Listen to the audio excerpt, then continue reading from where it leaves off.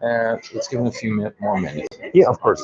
As I understood that there was some class and Yes. they left for a break, so they should be coming back in any minute. So I'm fine. And how's your sightseeing in Santiago? Well, I've done nothing. I was really working on this presentation. Oh, okay. Actually, it's the first presentation in my life where I put video in it. Oh, Because I had this epic. I did subtitles for 1 minute video of our former prime. you're already on stream? You're online? Just be careful With what I'm saying. Okay, yeah. So I found a quite ridiculous video of our former prime minister.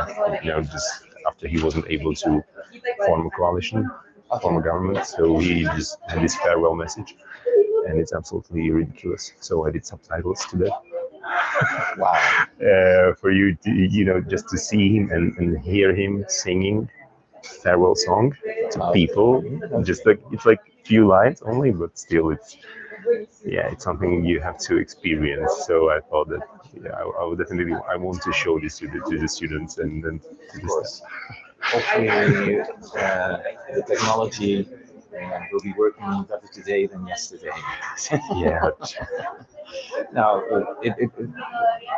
anyway, it was very predictable. What castle is that? That's Orava. Remember the Dracula castle? No, that's Kind of. Romania. Yeah, no, I have been there. I have been there. Actually, the first Dracula movie from 1920s was shot there. Oh, really? Yes, it was. The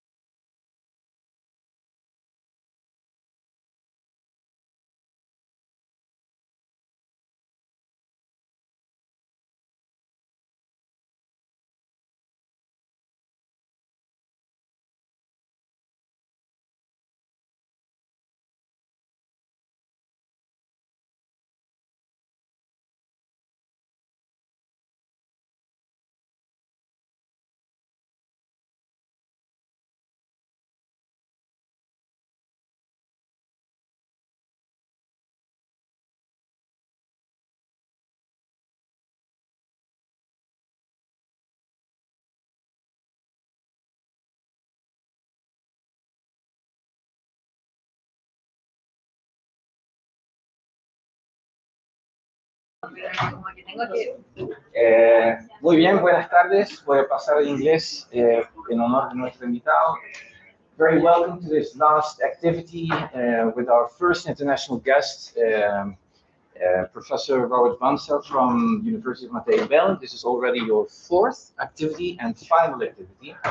And today he's going to talk about Slovakia from black hole to Tatra Tiger and back again. So without further ado, here's Professor Robert Bansel. Thank you very much, and thank you all for being here today. The general topic is a transformation of Slovakia after fall of communism in 1989.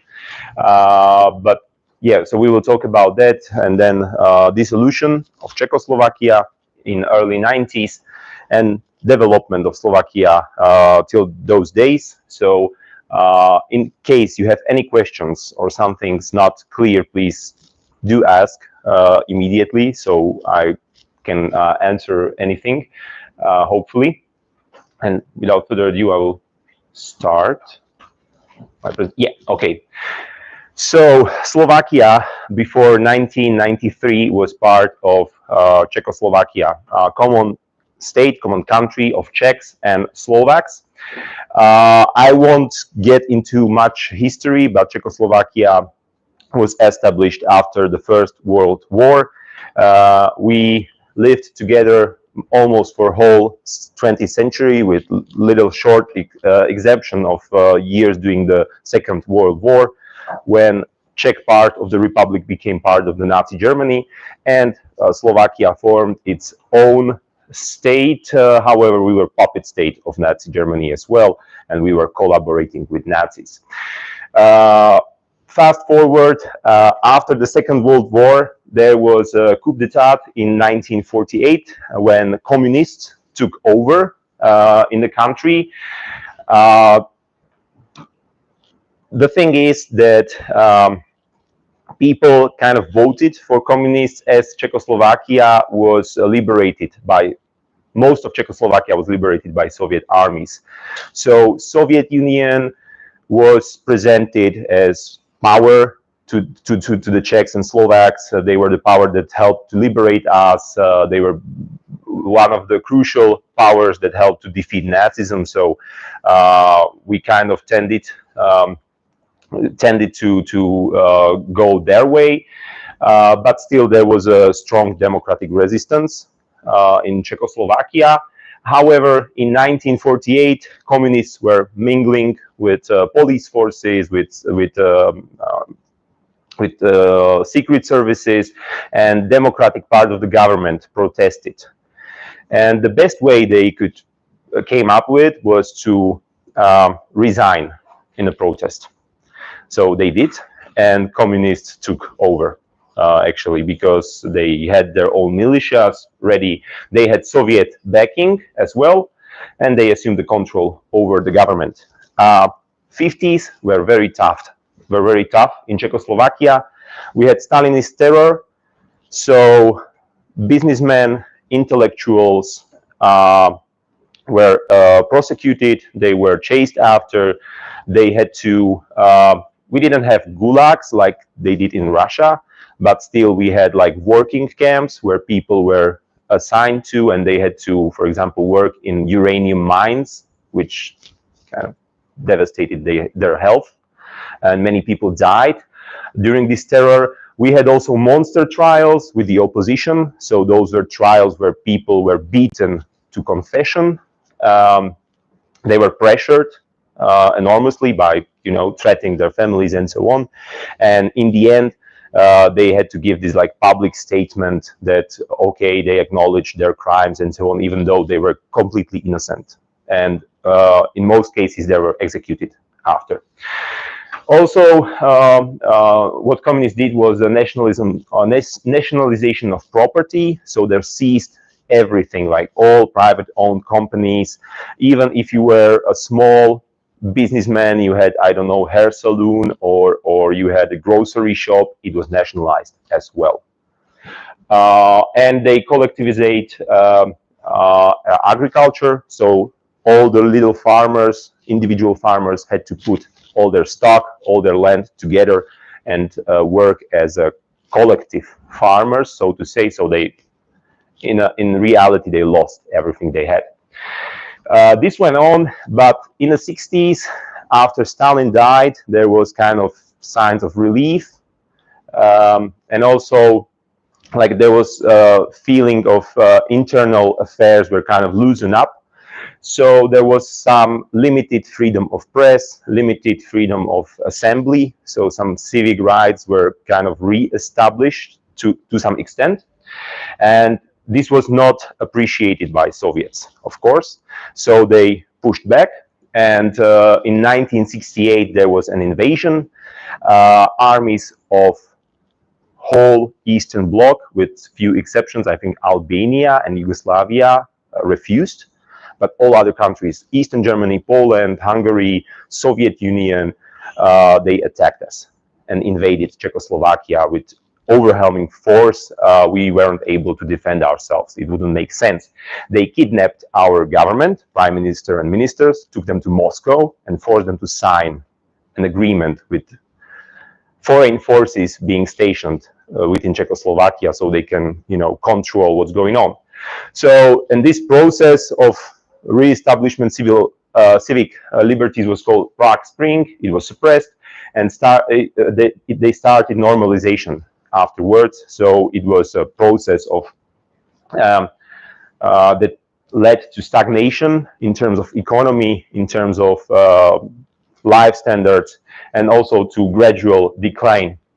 Also, this invasion caused a wave of immigration or emigration from the country. Up to 500,000 citizens left Czechoslovakia. Most of them were obviously well-educated people who were able to find jobs in the Western countries, in the Western world, US or Western Europe. So it further helped to further decline and stagnation of the country. Okay, yeah, great. Just for stagnation, this is a photo of a leader of Czechoslovakia in 1960s, Alexander Dubček.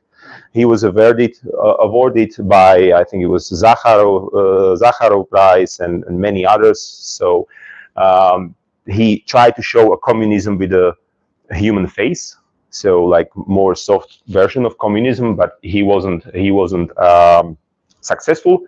And there you can see comparison of Austria and Czechoslovakia in terms of GDP per capita. You can see that in 1950s or in 1950 we were doing better than Austria actually, and during the communist era you can see that we were significantly lagging behind Austria in terms of economic output. So this is what communism and invasion caused, because Austria was really like very comparable country. They had, we can say that their industrial base was not so developed as was the one in Czechoslovakia and so on. In interwar period, Czechoslovakia was one of, I think, yeah, there were only 8 countries in the world, for example, that were able to produce tanks. Czechoslovakia was one of them. So we were kind of well-developed country in a sense, but after communist coup d'etat, we went down quite significantly.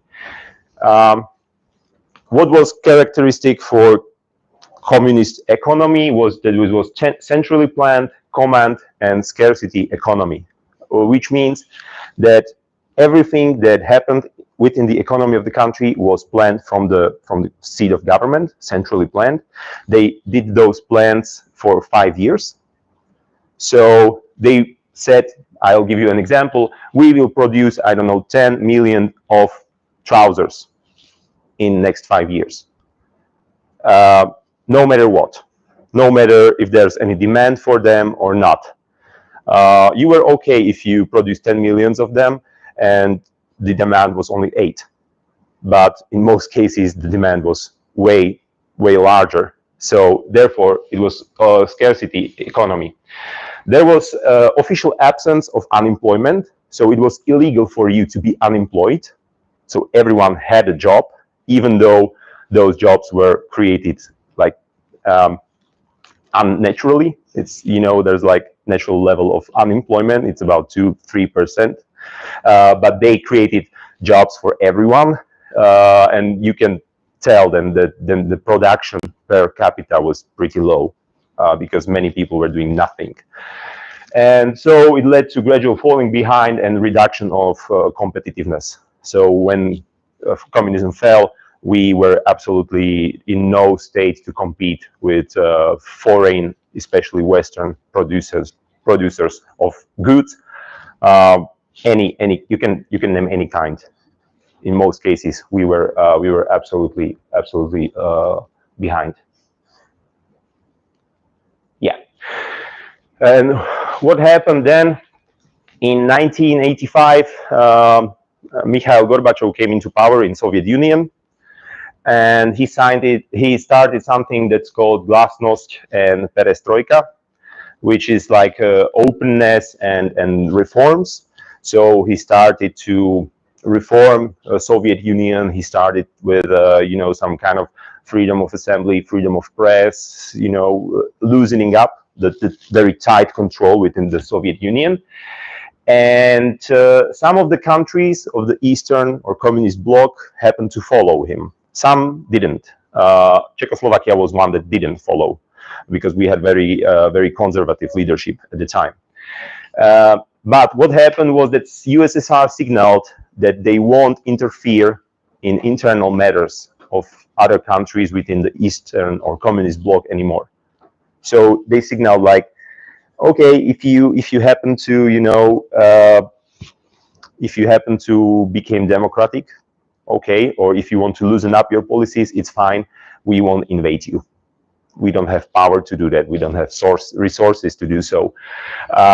So it's kind of started general easing of internal political affairs in the Eastern Bloc. And in 1989, revolution happened in Czechoslovakia. It's called Velvet Revolution because compared to other ones, this one was non-violent. In Romania, for example, the dictator Ceausescu, the leader of the country, was executed by military together with his wife. They just took him to a helicopter, moved him a few kilometers away from the city, get him to the wall and shot him. So it was, and there was some fighting going on the streets as well. Many victims. How did it happen in Czechoslovakia? We have an International Students' Day. It's actually related to Czechoslovakia's history. On November 17th, Nazi Germany closed Czech universities. Students started to protest and so on. So it was violently erupted, those protests. And in 1989, students went out. They were marching, remembering 50th anniversary of those events. Police suppressed them by force, even though there were no deaths reported.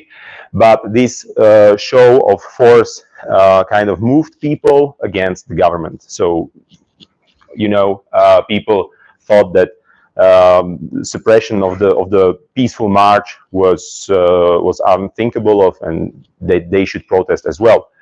So first there were artists and actors, very popular figures, but then they kind of get the support of every company, all worker unions in the country. So communists had a real problem,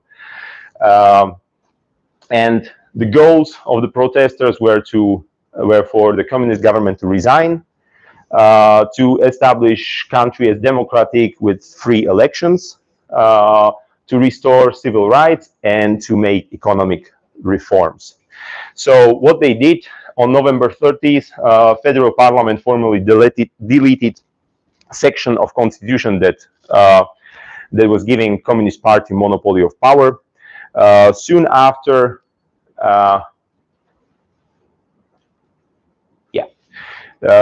soon after, there were talks about possible candidates for new president of Czechoslovakia. There were two candidates, which was Václav Havel, well-known world poet and author of some theater plays, and already mentioned Alexander Dubček.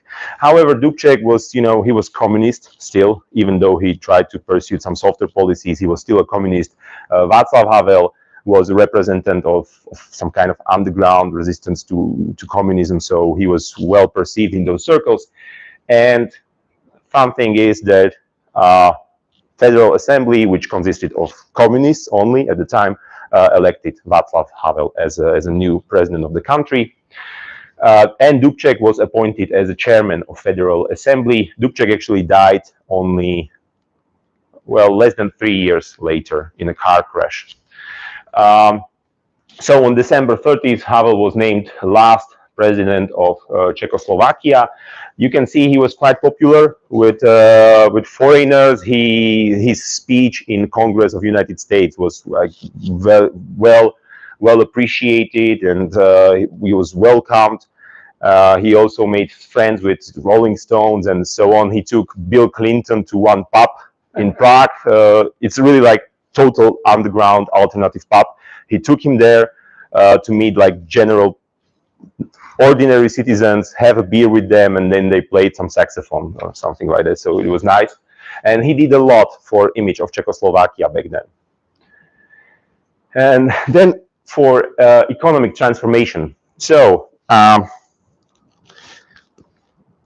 the political part of transformation were pretty smooth. It was easy. But as for economy, there was a problem because you didn't have private ownership in the country. You had personal ownership, so you were able to own a car, a house, or a hut somewhere in the mountains, and some kind of maybe land, just some small garden, let's say. But you didn't have private ownership, so there were no private-owned companies, private-owned businesses at all. And there was a debate whether to do the transformation in a more gradual manner or as a shock therapy. Well, firstly, they thought that, well, gradual way would be better. It was represented by Walter Komarek, economist. But this man, Václav Klaus, who later became Prime Minister of Czech Republic, then President of Czech Republic, he was a proponent of shock therapy, which was based on Polish model, and this was based on Washington Consensus, originally used for Latin American countries, but then it kind of broadened and was modified to help Eastern and Central European countries to transform from communist or centrally planned economy towards market economy. Well, as for economic transformation, firstly, they had to create private ownership, which they did by restitutions. So in case someone was taken property and they applied for that after those 40 years of communism, and there was no problem with it, they were given the property back.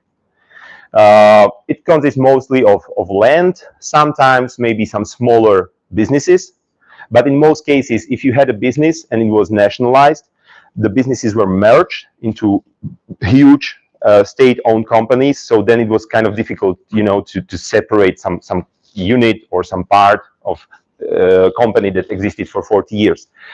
Also, within the restitutions, there was some nobility that claimed their castles and chateaus and stuff. So if there, with some exceptions, they were given it back as well. Then there was a small privatization, which had a form of auctions. So actually, what happened was that state was privatizing small businesses.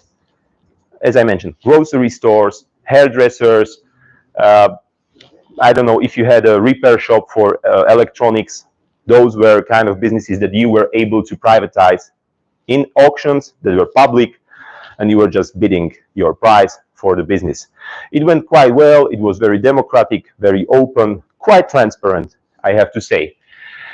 And then there was a big privatization. So you can imagine Czechoslovakia was a pretty industrious country. We produced nearly everything.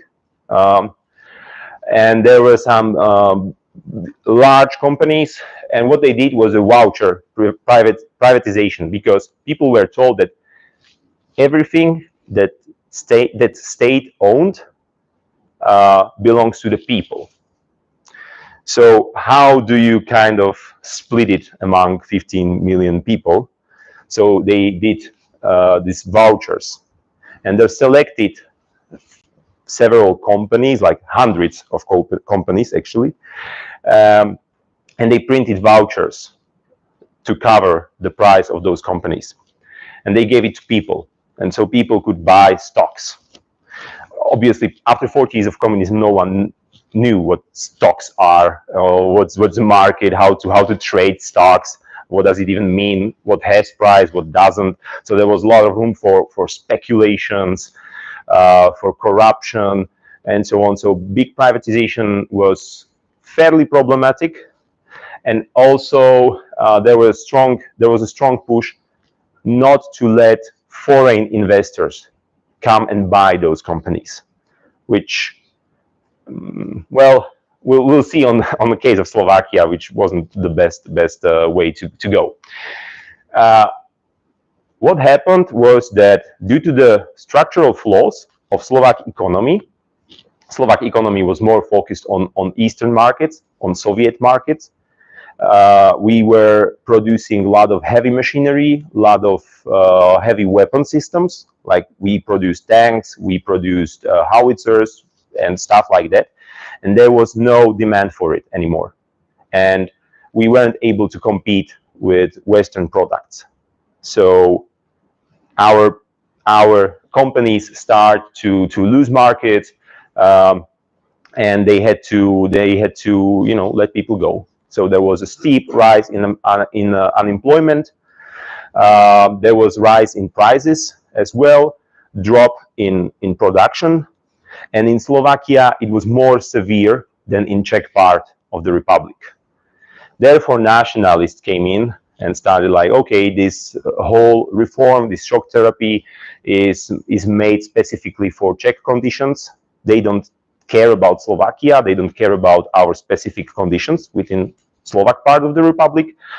Therefore, they are harming us and so on. So it was very popular to say that cow that grazes in Slovakia must be also milked in Slovakia and so on. So Czechs were being accused of, not caring about Slovaks. Slovaks were accused of being subsidized by Czechs, and this led to increase of nationalism and kind of opposite or negative feelings among those two nations gradually.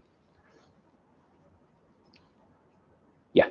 So as you can see, this is how the economy of Slovak Republic evolved over the years. So you can see there's quite a sharp drop in early 90s after 1989, which was obviously caused by loss of Eastern markets, by the crisis within the whole Eastern Bloc, and then we went quite up. The economy was getting better. But still, this is way too steep for Slovaks, and the consequences of the shock therapy were much more harder on Slovakia. We'll get to the rest of the graph later. So there were two elections in Czechoslovakia after 1989. One was in 1990. It was won by two parties which were originally meant to be one party. It was OF, Občanské Fórum, or Civic Forum in Czech part of the country, and Public Against Violence, or Verejnosť proti násiliu in Slovak part of the country. Those were fairly democratic, like-minded people who rose into prominence after the revolution. So they were quite aware of their goals, of policies they want to push for. So there were no problems at all. However, we held elections again in 1992, and with tensions rising between Slovaks and Czechs, mostly due to the impact of the transformation, there were two parties formed with they kind of inclined toward dissolution of the country. So it was Civic Democratic Party in Czechia, and in Slovakia it was Movement for Democratic Slovakia. Those are the two leaders of the parties. This is Václav Klaus. As I mentioned, he was Minister of Finance, then Prime Minister of Czechia, and then President. And this is Vladimír Mečiar. Remember the name? We will talk about him a lot. He was the leader of this Movement for Democratic Slovakia. This is actually really interesting photo. Those two guys are just debating on how to split the country. This is the actual photo from the debates that took place in 1992 after the elections. And under this tree in Brno, which is city between Prague and Bratislava, they decided to dissolve the republic. Just like that. It was one day of discussions, and you can see one is quite pushy, one is whatever. So just to give you an example, or to illustrate how tense the relations were, we had a hyphen war between Czechs and Slovaks. It's not an armed conflict at all, but there was a fierce fight over how to name the country. At first, it was Czechoslovak Socialist Republic. Everyone was fine with that, but after we were no longer communist country, we had to scratch socialist, and Slovak nationalist kind of, came into debate. So it was only Czechoslovak Republic, but Slovaks didn't like that it's written with small s. So because they wanted, just to acknowledge that those are two nations, not Czechoslovak nation, but Czechs and Slovaks. So they wanted hyphen. Then president came up with alternative solution. It's Republic of Czechoslovakia. It didn't pass, so it was Czechoslovak Federative Republic, but it was written without hyphen in Czechia, with hyphen in Slovakia. Yeah, and Czechs still wrote it with small s, which infuriated us. So then it was, in the end, it was Czech and Slovak Federative Republic for some brief period of time. Yeah, it's kind of funny, but this made like tabloid headlines for over a year. And it was in the center of political debate for most of the early 90s. So. Did you finish that meeting? Yeah. Picture before. Could you put it in screen? Yes, I can. Did they finish that meeting with a cup of champagne?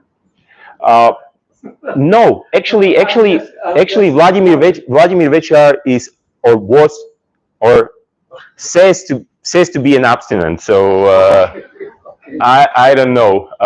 Probably without champagne.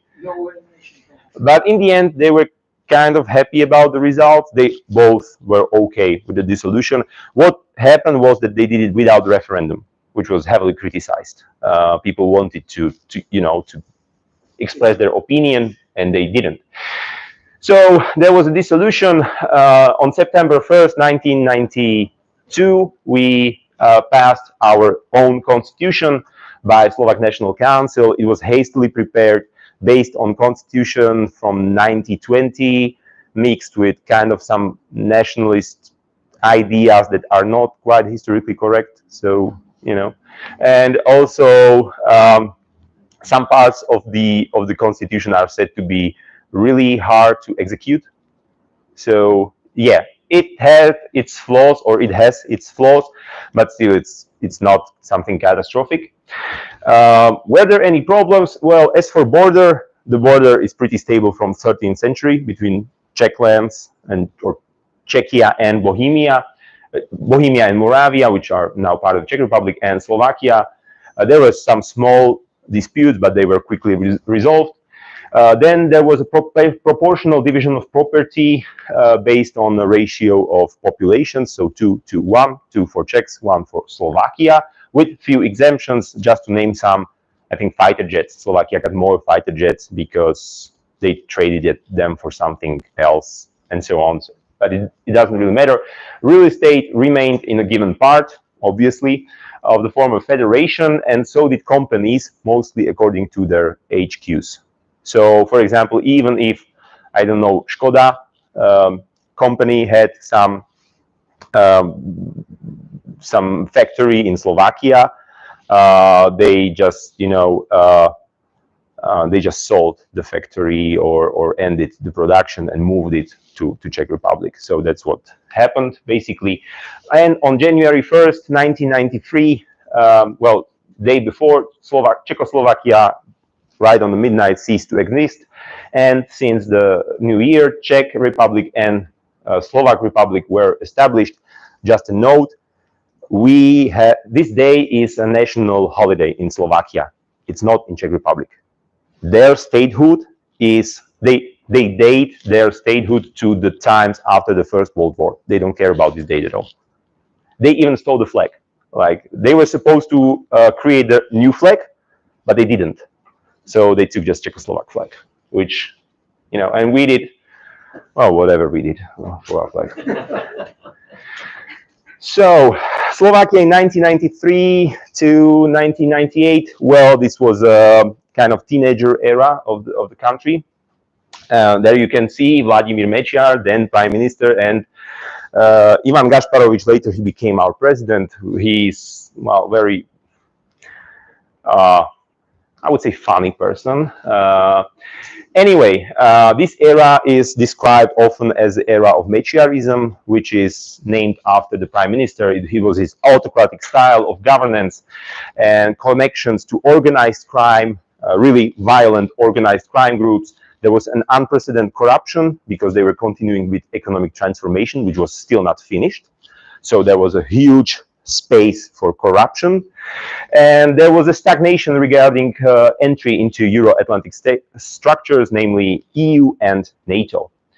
Well, Minister of Foreign Affairs of United States, Madeleine Albright, in 1994 or 95, described Slovakia as a black hole in the middle of Europe.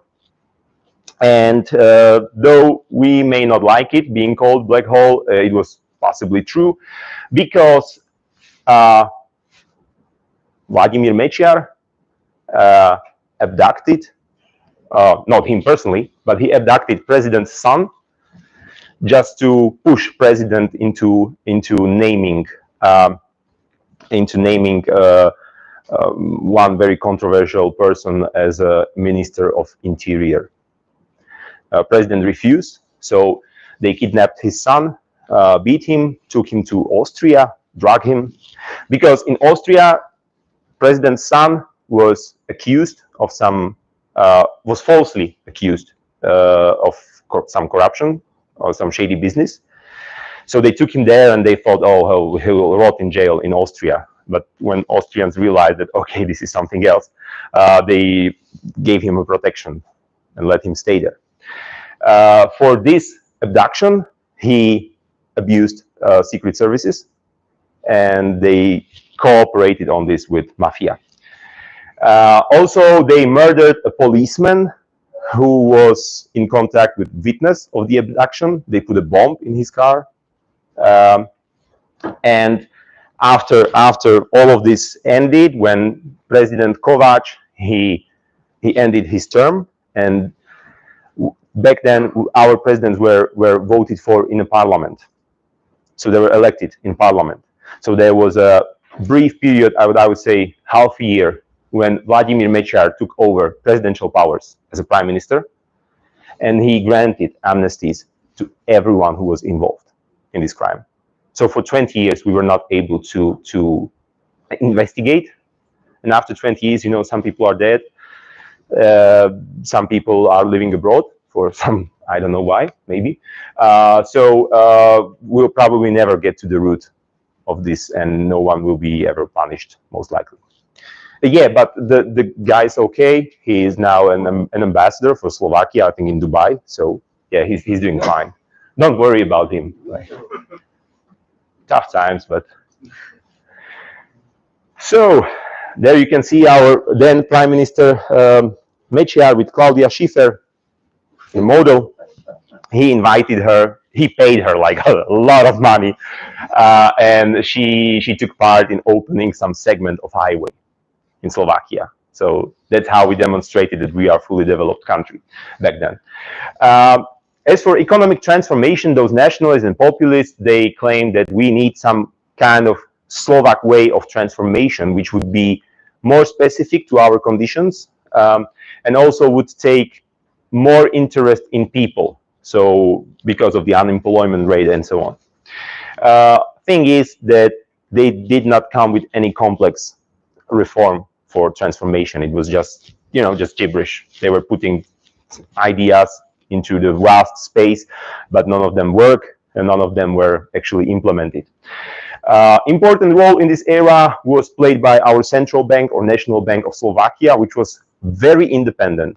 So they were the ones who actually saved our economy, saved our currency from total bankruptcy. Because at the critical moments, they were able to stop Prime Minister and tell him, like, okay, you cannot do this anymore because then we're going to bankrupt, or we won't be able to borrow any money from the foreign investors. So impact of the Slovak way of transformation. So after a brief period of economic growth, which was fueled by state investments into infrastructure mostly, economy is slowing down, and it became kind of illusion. It was just an illusion that everything's fine, but it was all fueled by money we borrowed on the foreign markets. And therefore, because we had a huge fiscal deficit, we had the worst financial rating among Central European countries. Well, as you can see, the historical situation now dictates creation of domestic entrepreneurial classes, the distribution of property created by their own labor between them and other citizens, and valorization of it. Meaning, we will give the rest of state-owned companies to our friends. They will capitalize, they will steal from those companies, and then they will let them bankrupt, which actually happened. So they prepared privatization package, which consisted of several hundreds of tens of companies, and it was valued for 208 billions of Slovak crowns, which was enormous amount of money at the time. Probably average salary was about 10,000 crowns. So really, it was a huge sum of money. And they didn't went for vouchers, they went for bonds. So they gave people bonds for valued for 33 billions, which is like really just a fragment. And the rest was privatized among friendly business circles. Just to give you an example, there was a company called Nafta Kbely. It was valued for more than 3 billions of Slovak crowns. It was sold for 500 million crowns, sold. But only 150 millions were paid. And those 150 millions were borrowed by State Bank. So they got it for nothing. They didn't repay the loan to the bank. They did not pay any more money. And the company was gone. By the time we were somehow able to, redo the wrongs of Mečiar's government, it was too late. The companies were bankrupted or sold or divided into various other smaller companies. This is a quote from Alexander Rezes, who privatized ironworks in the eastern part of Slovakia. I acquired the wealth I owned before taking up the government post through successful years of honest work. So in just 5 years, since the fall of communism, he worked so honestly, he acquired something, well, little less than 1 billion of Slovak crowns. So you can see that honest work really pays off. Those are crazy times in Slovakia. As for integration, well, we did everything on the paper. Like we signed integration agreement, association agreement. We did the official application of the Slovak Republic to admission to the EU. However, in 1997, we were not included among countries who were considered to be best prepared for entry due to the non-fulfillment of political criteria, mostly rule of law, misuse of secret services, and so on, the things we talked about. Also, as for integration to NATO, partnership for peace was signed. Then later on, there was an individual program for Slovakia created to get into NATO. But then in 1997, Czech Republic, Hungary, Poland, countries that are neighboring us, got into NATO, and we weren't invited. So just to illustrate our Minister of Defense at the time, what would we do there when not a single general can speak English? So this is some kind of bipolar position our elites had. So in Brussels, they were advocating for Slovakia to enter the NATO, but then they came home and they were like, okay, we're not going to do anything for that. Like, just scratch it. We don't want to get in, actually. And yeah, this is Vladimir Mečiar when leaving the, after in 1998, there were elections and he won the elections, but he wasn't able to form a government. So he was, after 5 years in power, he was leaving the post, and hopefully.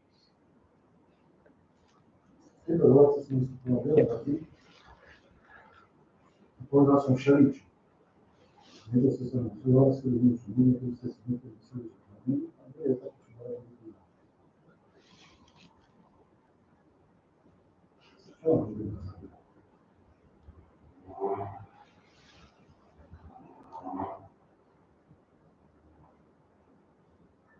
Mal som rád, že idem na žil som na tom, robil som na tom, dával som ešte.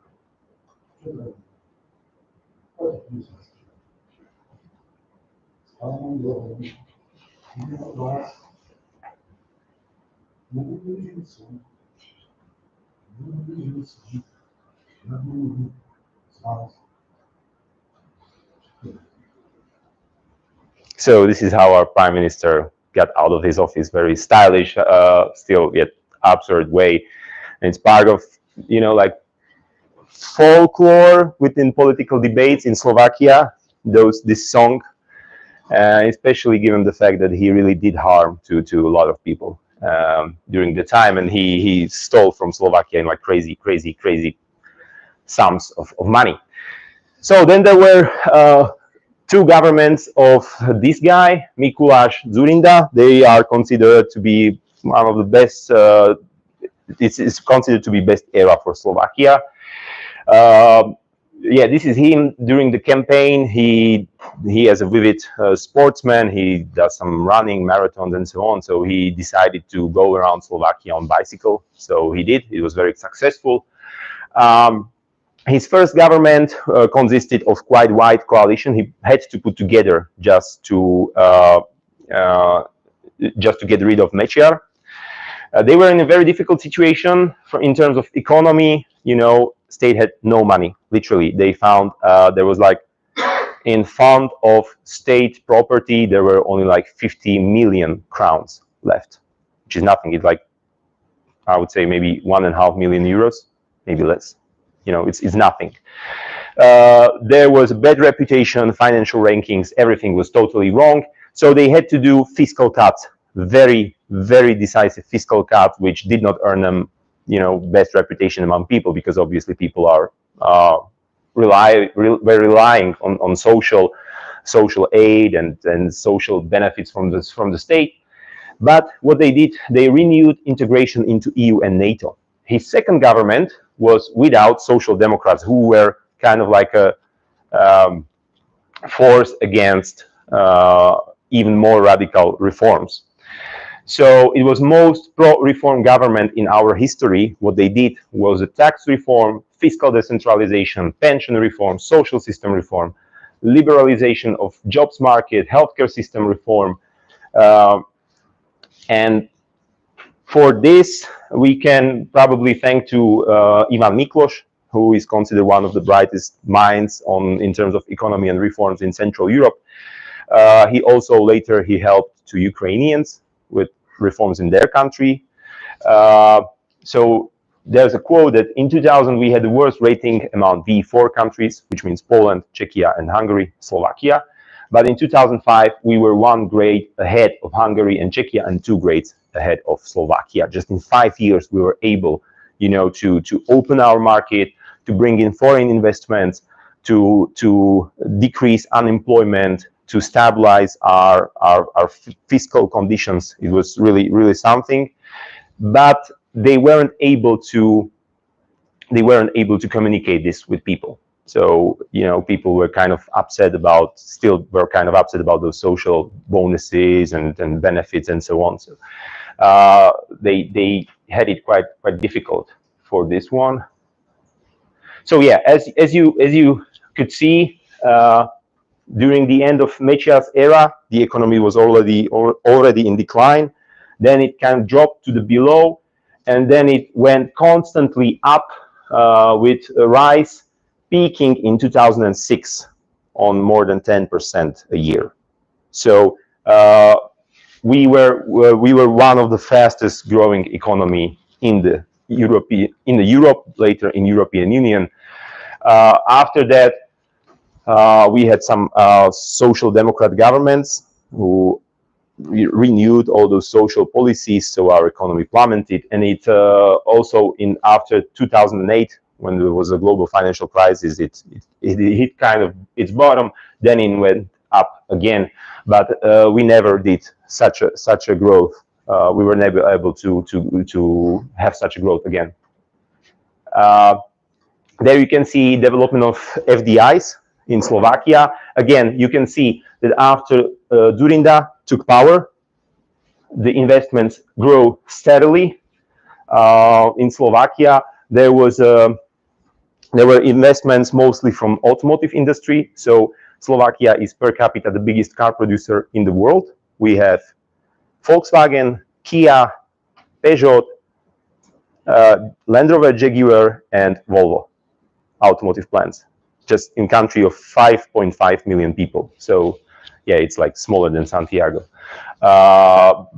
which was good at the time because it was foreign investment, it was new jobs, it created other smaller businesses. At the same time, we are heavily dependent on automotive industry, which causes a lot of trouble. Also, you can see this general government debt. Since Durinda took over, the debt went constantly down. Then there was 2008. It rose up steeply, to subsidize the economy against the global financial crisis. And then there were governments of socialists. So the debt rose further. Then there was right centrist government.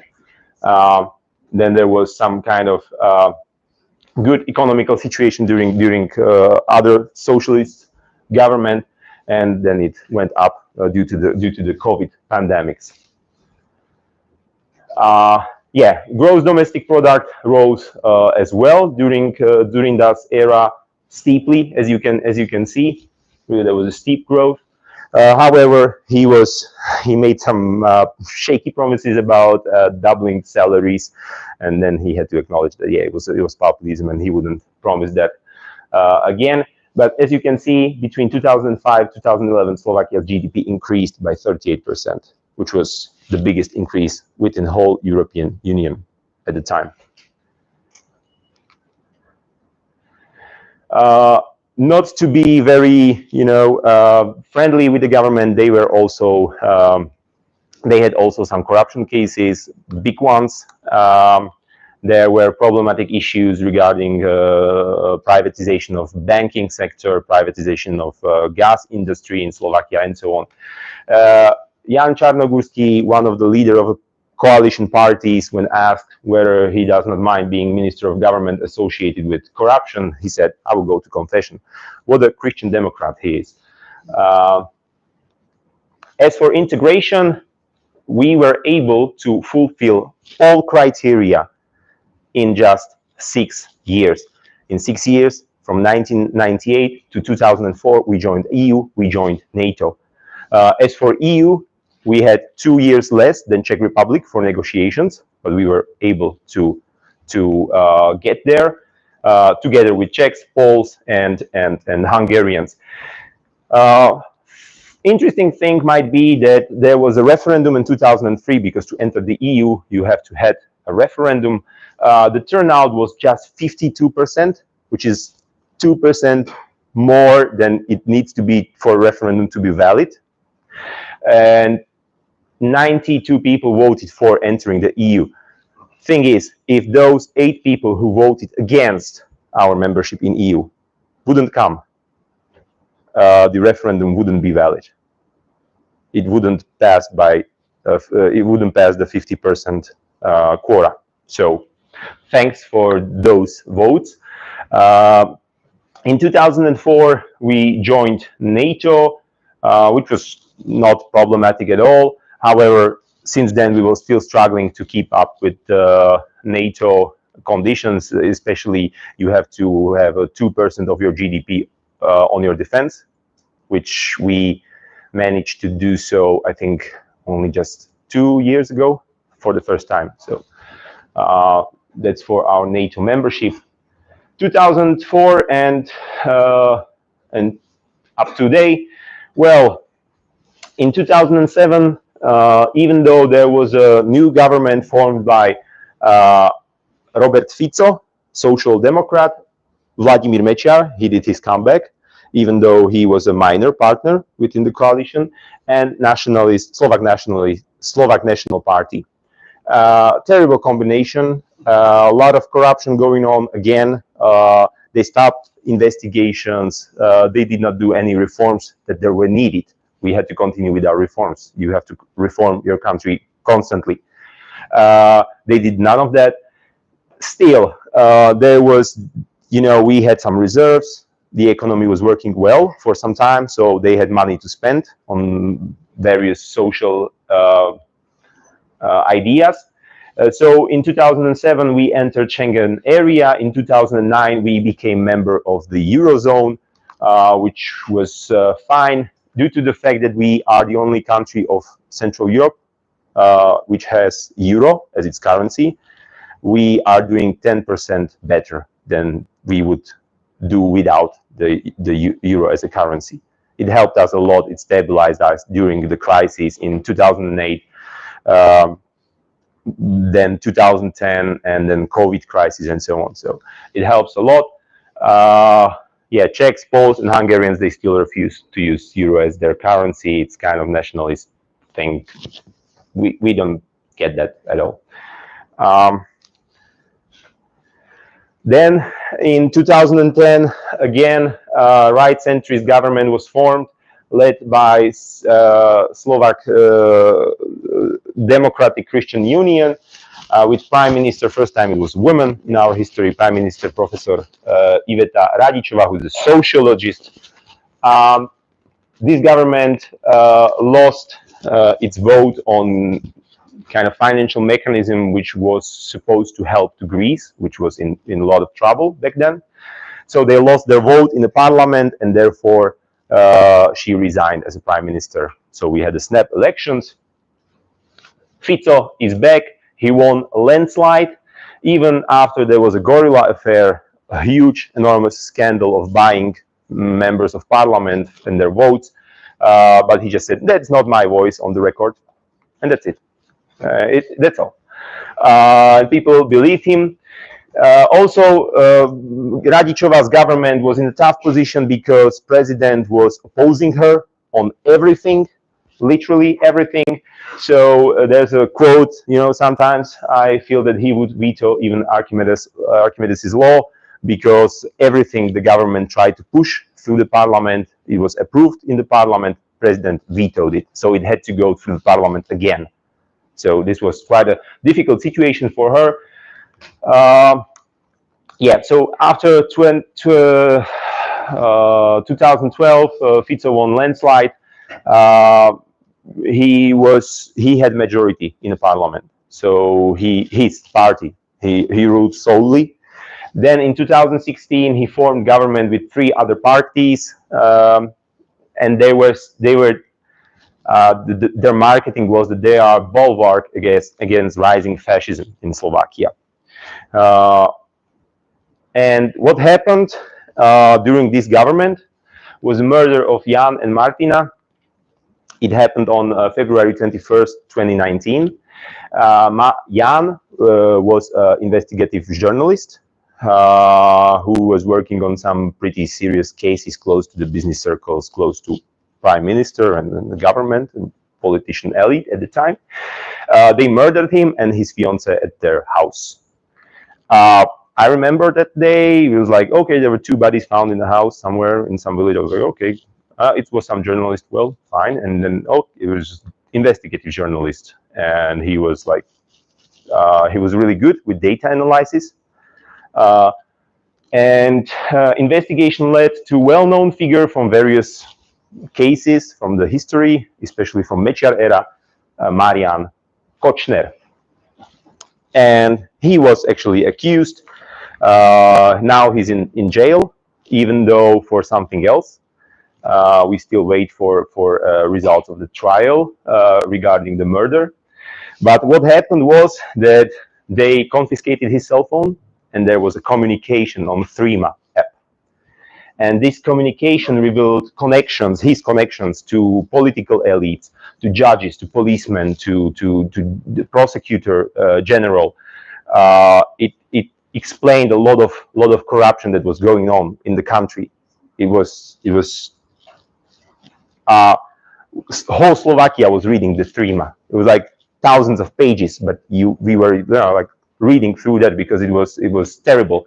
And there were also some messages about how the murder is going to be executed, how much did they pay, and when it happened. So there were some like emojis sent after the murder. There's a there's one record from his safe, because he recorded every visit he had.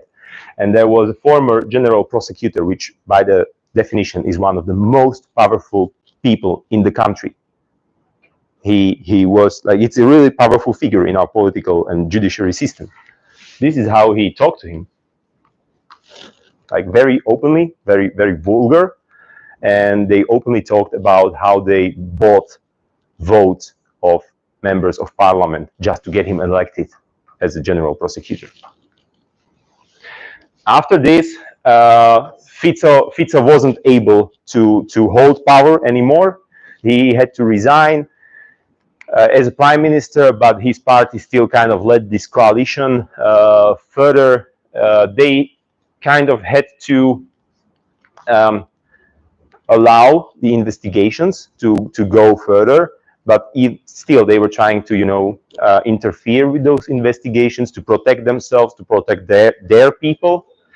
And what happened, there was a wave of anti-corruption movements, and this guy, Igor Matovic, he's like, well, how to put it gently, well, he's a great opposition politician. He can shout a lot. He can talk a lot about how he's gonna deal with corruption, how he's gonna punish that guy and that guy. It was all fun. But when he got into power, whole Slovakia could see that he's not suited for the role of prime minister. So what he did during his time, actually there was a rose for support of extremists, right-wing, fascist parties, and so on, who kind of called for maybe more stable politics, you know, for strong leaders who will deliver more nationally oriented politics. We have to admit, Igor Matovic and his government were in a tough spot. There was a COVID crisis, then there was a war at Ukraine, so they really had it quite difficult as for conditions, but still they could do better. There he is as a joker, because, you know, he was attacking his government left and right, his own ministers, his own experts. Even during the COVID crisis, he attacked like bureaus responsible for medications and vaccinations and so on. So he was really like you, and also he became well known for his out of the blue ideas. So he would like 500 euros for everyone who will get vaccinated, 500 euros for everyone who, I don't know what, then okay, we will do this state lottery for those who will get vaccinated. And it didn't kind of work well. So yeah, but we spent like tens of millions on that. So it didn't work very well. And now we have a new government since the September 30th. There were snap elections just recently. So now the coalition is formed by Smer and Robert Fico, who made his miraculous comeback, because, well, most of us thought that now he's politically a dead man. He won't be able to return to the politics after what he did. Yet he won the election, actually, with over 20% of support. Crazy. Then there's his offspring, Hlas party, Social Democrats as well, kind of populist, but they separated from his party after the murder of the journalist, and now they got together again in this government. And then they have Slovak National Party, led by a very interesting man who, even though he's in charge of Slovak National Party, does not speak Slovak very well, and he kind of admires Viktor Orban, Hungarian leader, so it doesn't make sense anymore as well, but okay. Yeah, and that would be all from my side. Hopefully you have some questions. If so, I'll be glad to answer them if that's possible. So thank you once again for your attention. It was a great pleasure.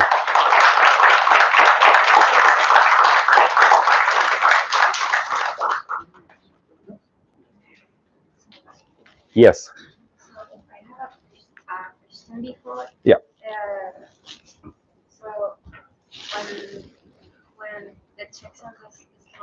right. When the when the Cold War ends, did it happen to have some kind of influence, or what happened in territory with the fall of the Hmm. Berlin Wall? Well, I would say that communism as an ideology was holding together even multi-ethnic states such as Slovakia, but probably better example would be Yugoslavia. When they had their Tito and the communist ideology over them, there were the nationalist movements weren't that strong, I would say. And after this overarching ideology was gone, the nationalist tendencies kind of rose up. And yeah, in case of Czechoslovakia, it was very peaceful dissolution, really like no violence at all. But in case of Yugoslavia, you probably know that there was a very bloody war between those nations, and then Serbs and Kosovo and so on. So, yeah, but so I would say this is probably the only effect of the end of the Cold War that it had on Czechoslovakia, that with fall of communism, actually those ideas of nationalism became. Yes. Any other questions?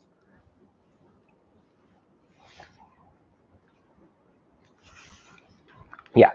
How do the citizens perceive their own democracy? Because I'm still impressed that the last guy who Fico. who won.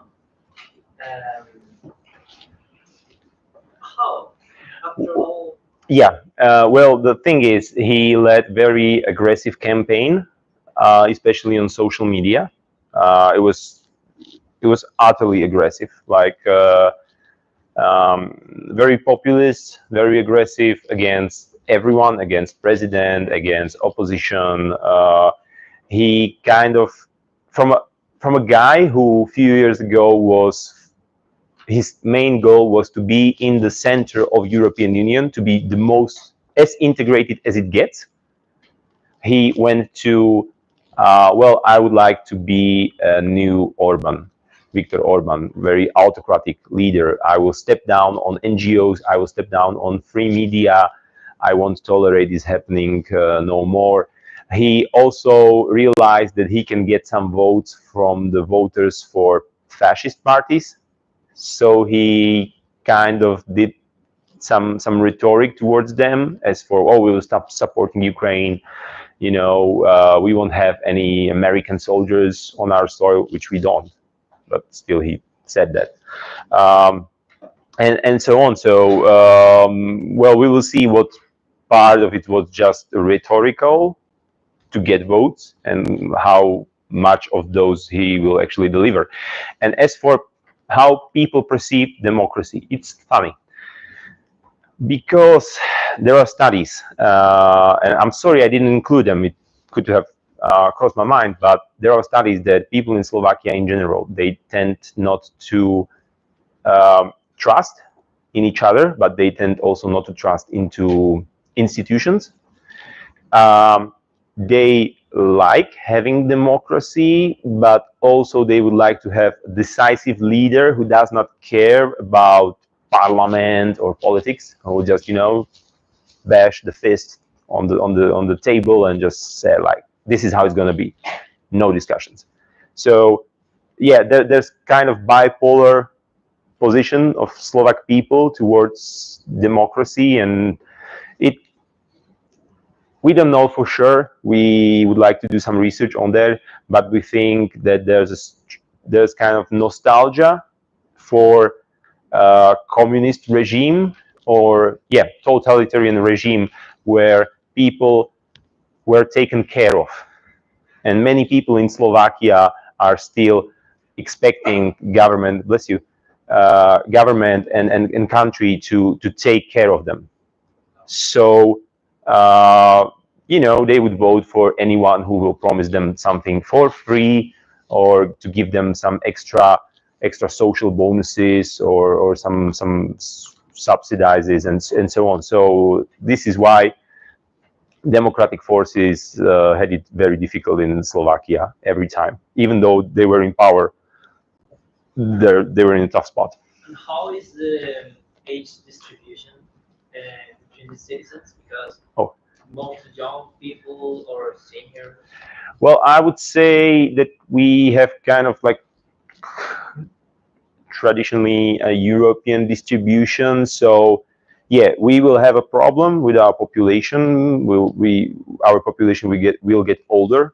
So right now we have strong generations, I would say around 30s to 40, but then it's, you know, it's like it's getting thin. As for the graph, it's getting thinner, and of course the conditions, life conditions are better in Slovakia. Life expectancy is getting longer as well. So yeah, there are quite a lot of seniors or people who are near retirement age, and they tend to those policies for obvious reasons.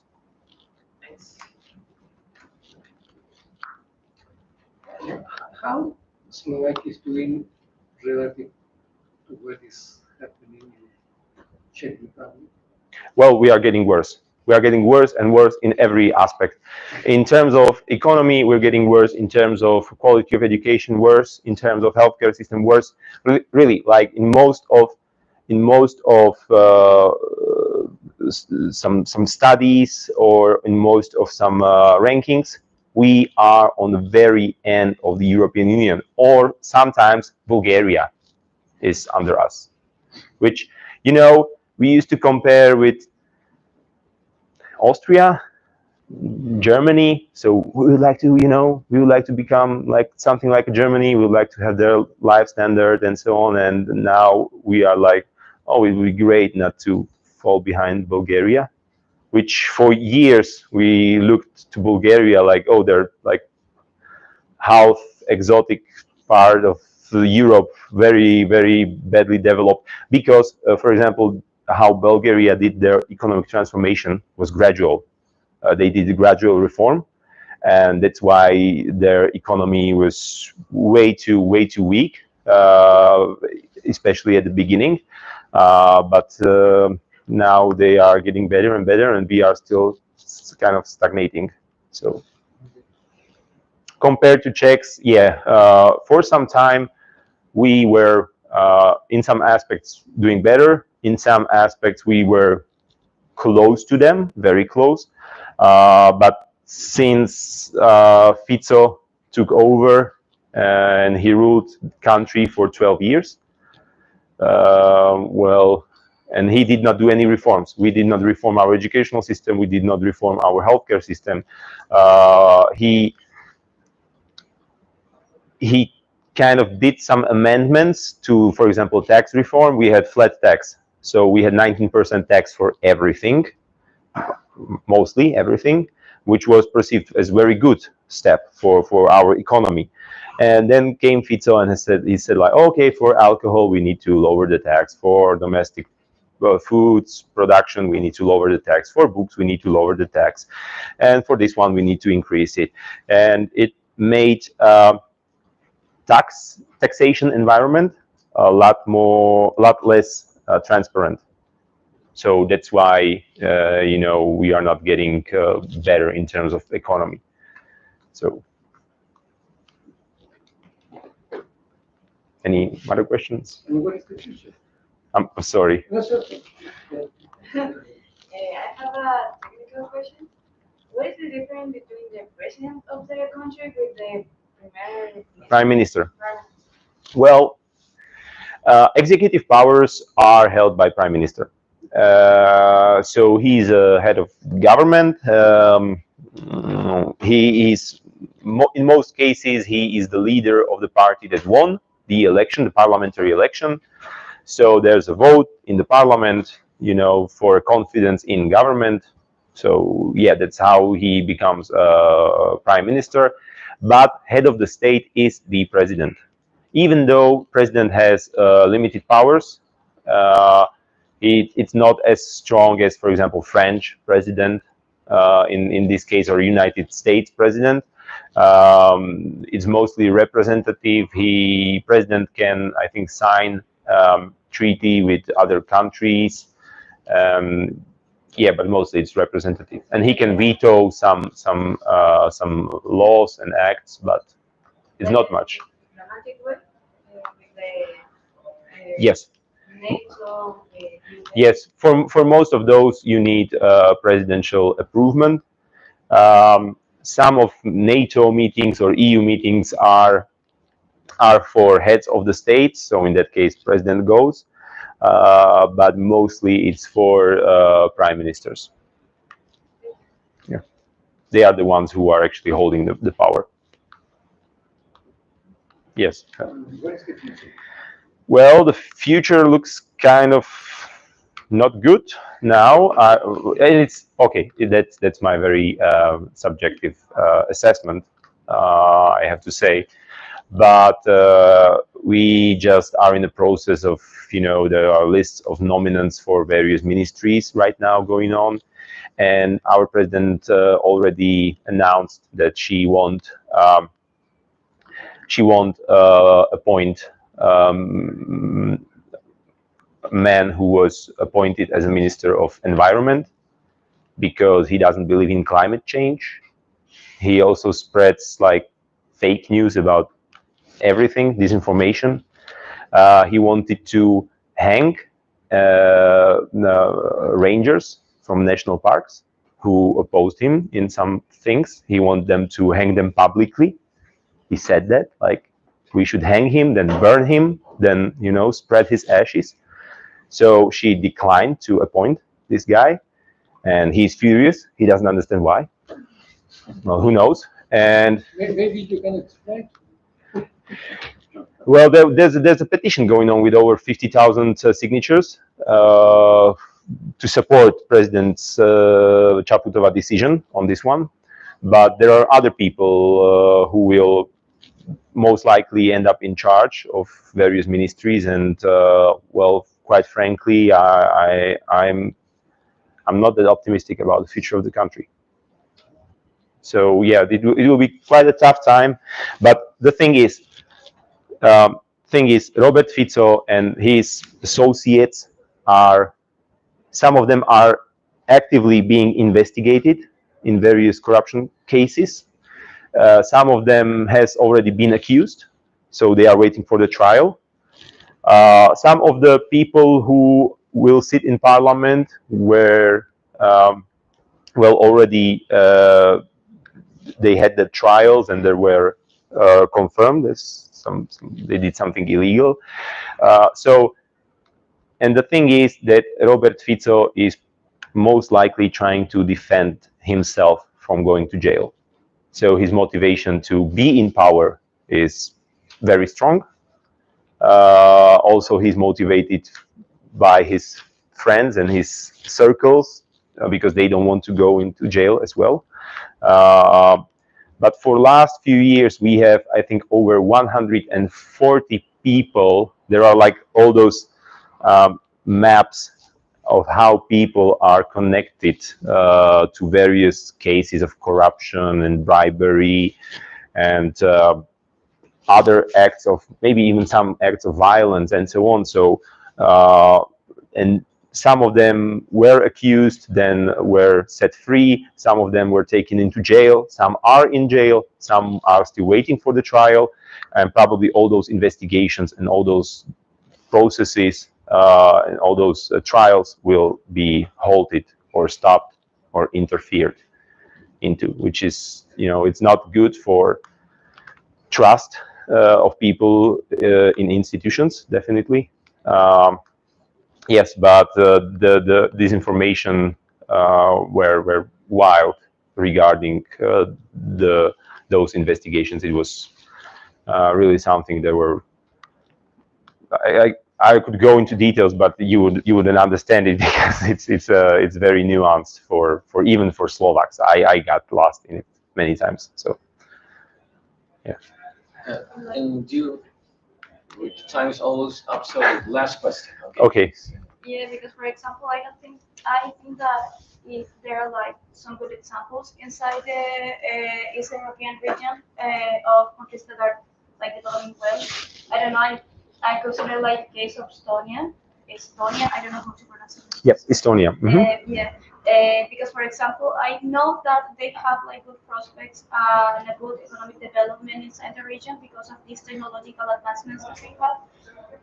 So I don't know if that counts as a good example of how the regional, at least Slovakia, see that case. Yes, If they can pursue. we are very aware of how Estonia is doing, and they are doing pretty well. And we are so inspired by the educational system, by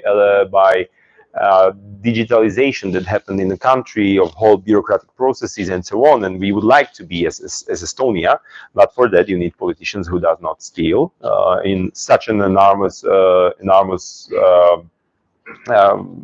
amounts.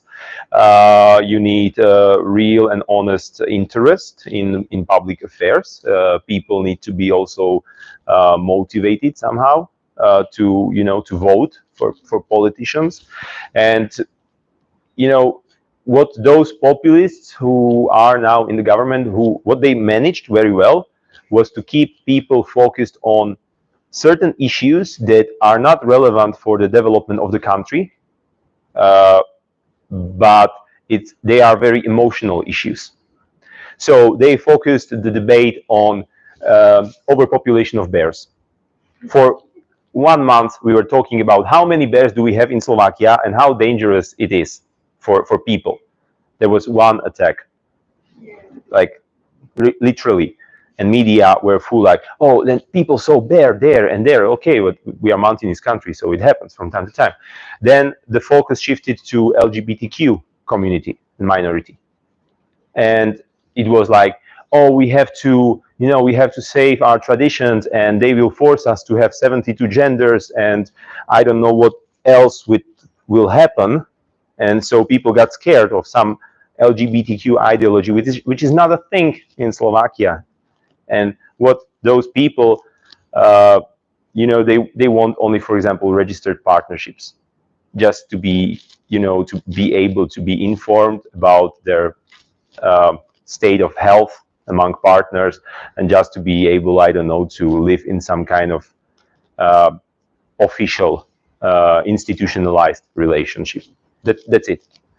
But they did so much aggressive rhetoric that it actually led to first terrorist attack in Slovakia, when two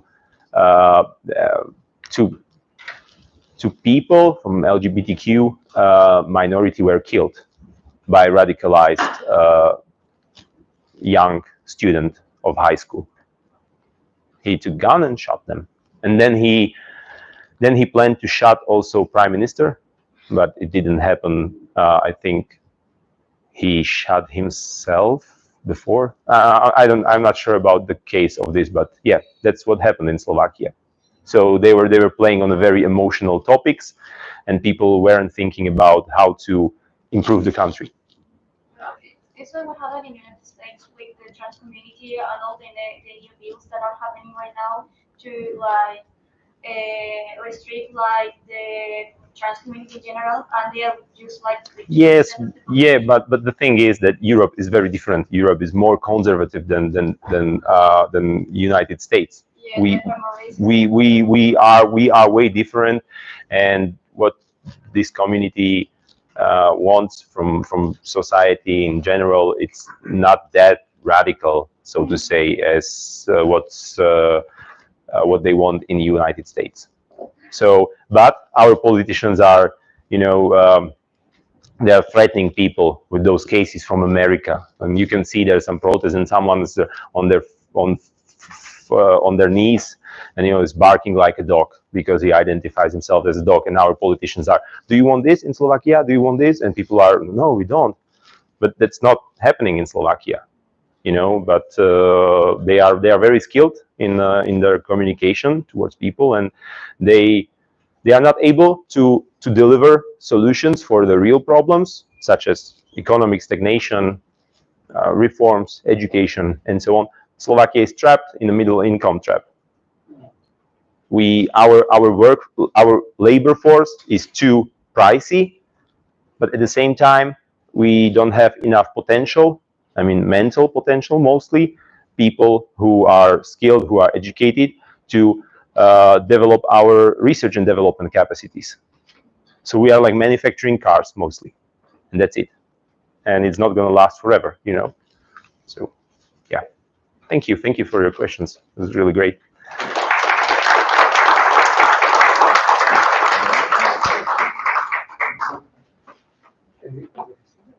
Okay, so this ends our round of activities with Professor Vencel. This is his last activity here also at the Departamento, the Political Studies Department. So we'd like to thank you very much for your several very insightful and rigorous analysis. I think it's been a very pleasure for our students to have had you here. And well, let's once again, thanks to you all for your attendance as well, for your interesting questions. And let's give Professor Vencel a last warm applause because Saturday is going to start. Thank you. Thank you so much.